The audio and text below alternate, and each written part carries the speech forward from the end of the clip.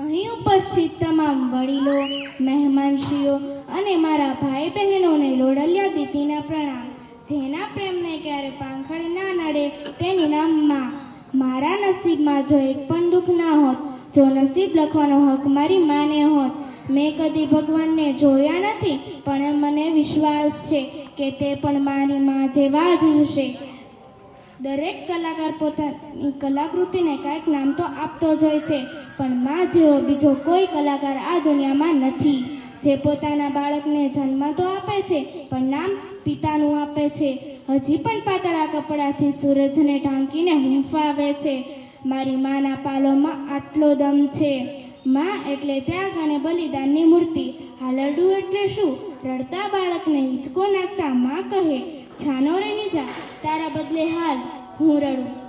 માં ભલે ભણેલી ગણેલી હોય કે ના હોય, પણ આ સંસારનું દુર્લભ અને મહત્વપૂર્ણ જ્ઞાન આપણને બધાને મારી પાસેથી જ મળે છે. મધર્સનો એમ જ મહત્વનો છે સાહેબ, એના વિના આખું જગત અધર છે. માનું દિલ નહીં દુભાવો અને નીચું જોયા જેવું કામ નહીં કરો તો દરરોજ મધર્સ ડે જ છે. આઈ લવ યુ માં. Thank you.